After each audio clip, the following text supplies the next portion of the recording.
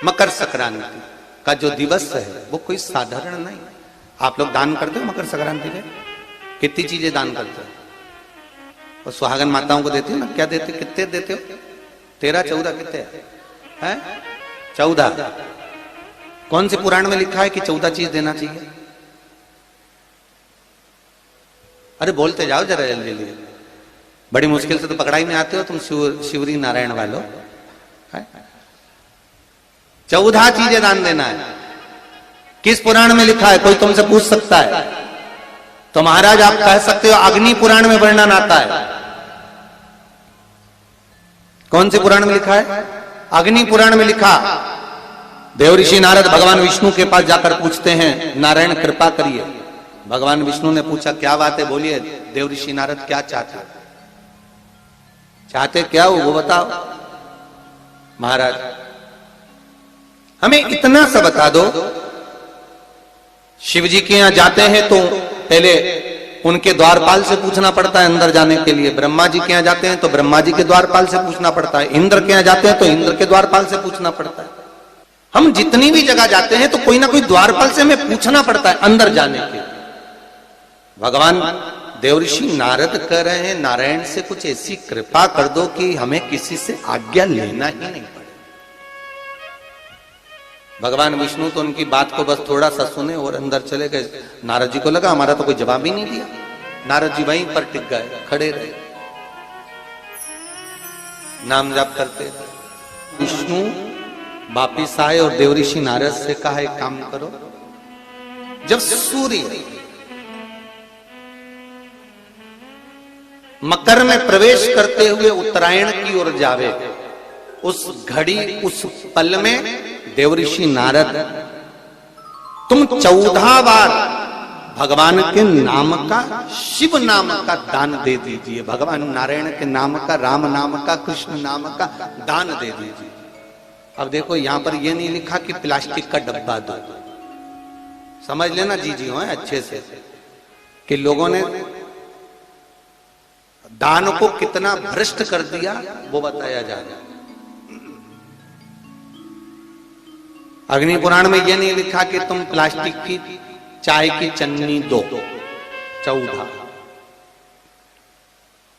बाल्टी दो 14, या प्लास्टिक का डब्बा दो 14 है। यहां पर यह नहीं लिखा है कुछ भी हो। यहां क्या लिखा अग्नि पुराण में कि मकर संक्रांति के दिन जब सूर्य उत्तरायण भाव में प्रवेश करे, मकर में जावे, उस समय पर देवऋषि नारद तुम्हारे मुख से अगर 14 बार भगवान के नाम का दान 14 जीवों को दे आओगे तो किसी भी देवता के पास जाओगे तुम्हें परमिशन की जरूरत नहीं पड़ेगी, तुम डायरेक्ट प्रवेश कर जाओगे। डायरेक्ट। अब तुमको अगर बैकुंठ में डायरेक्ट प्रवेश करना हो तो बिना पूछे, तो उसके लिए कहा ही मकर संक्रांति पे दान दो। तो किस चीज का दान देना है महाराज? प्लास्टिक का डब्बा नहीं, बाल्टी नहीं, चन्नी नहीं, फिर किस चीज का दान? तो कहा अगर देवर्षि नारद आप दान दे रहे हो तो 14 नाम का दान दीजिए। 14 जीवों को नाम का दान दे दो, भगवान के नाम का भजन कर दो। और अगर संसार के लोग दान दे तो किस चीज का? तो के अन्न से बड़ा कोई दान, अन्न से बड़ा कोई दान। अच्छा, कई लोग कहते हैं कि सूर्य के उत्तरायण का क्रम है, ये क्रम है, ये पूजन का क्रम है, तिल्ली के लड्डू का क्रम है, लड्डू बना लो तिल्ली का, इसका क्रम है। पर अगर स्कंद पुराण उठाओ तो स्कंद पुराण में अगर मकर संक्रांति के क्रम को यदि पढ़ोगे तो मालूम पड़ेगा कि पूरे वर्ष में एक दिन ऐसा था जिस दिन भगवान शिव और नारायण ये दोनों, इसलिए आज भी हिंदू धर्म में गुड़ के लड्डू तिल्ली के साथ मिलाते हैं। क्यों? उसका कारण कि शंकर और नारायण ये दोनों एक ही दिन, एक ही पल गंगा का स्नान करने के लिए जाते। एक भगवान शिव, देखिए कितना कितना हमारे हिंदू धर्म में एक एक तिथि का, एक एक बार का एक एक महत्व है, उसको समझिए। माता लक्ष्मी भगवान नारायण और भगवान शिव को स्नान के लिए गुप्त रूप से झांकती है। तो भगवान विष्णु ने तिरछी दृष्टि में माता लक्ष्मी को देखा, तिरछी दृष्टि। तो माता लक्ष्मी को देखकर भगवान विष्णु शिव जी को देखे तो शंकर भगवान ने कहा, नारायण हमने देख लिया महारानी लक्ष्मी झांक रही है, हमने वर दे दिया है कि लक्ष्मी का एक नाम गुप्त लक्ष्मी रहेगा, ये छुपी रहेगी। और आज मकर संक्रांति के दिन नारायण और शिव का दर्शन इस लक्ष्मी ने करा है। पर जो गुप्त लक्ष्मी का दान दे देगा उसके घर में कभी कोई बड़ी बीमारी प्रवेश नहीं करेगी।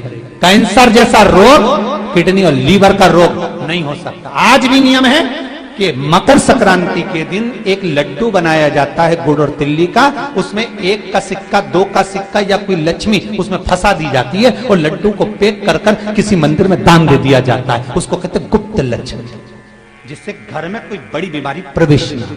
वो केवल मकर संक्रांति को ही होता है। कहते हैं मकर संक्रांति है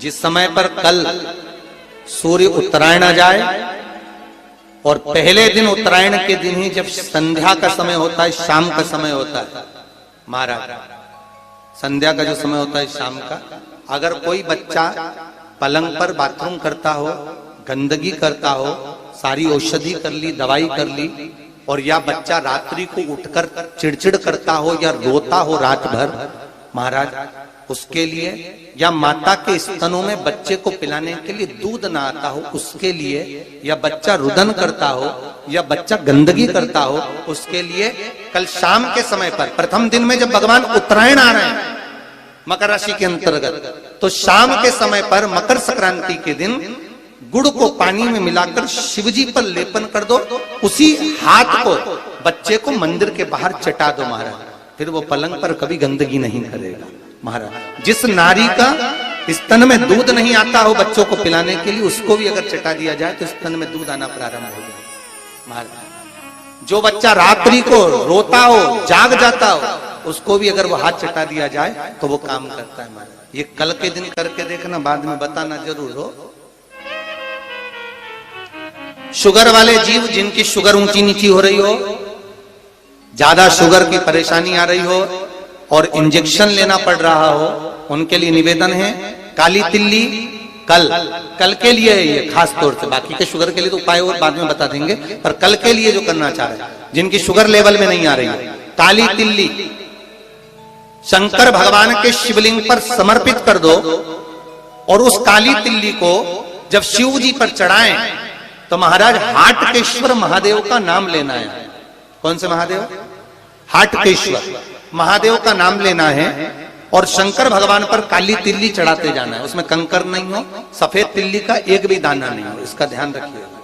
उस काली तिल्ली को चढ़ा दीजिए, हाटकेश्वर महादेव का स्मरण कर कर, किसी को जल ना चढ़ाने देना उस समय पर जब आप शंकर जी को चढ़ाएं, और भगवान शंकर की हाटकेश्वर महादेव का स्मरण कर कर 108 रुद्राक्ष से मनके से माला जप लो। वहीं शंकर चढ़ी रहने ना तिल्ली, उसी तिल्ली को वापिस कटोरी में उठाकर लिया, 3 दिन तक लगातार उसको थोड़ा थोड़ा कर कर सुबह के समय खाली पेट खाइए, शुगर लेवल पर आ जाएगी महाराज, आपकी शुगर हाई ऊंची नीची नहीं जाएगी। हाटकेश्वर महादेव का स्मरण। श्री शिवाय नमस्तुभ्यं।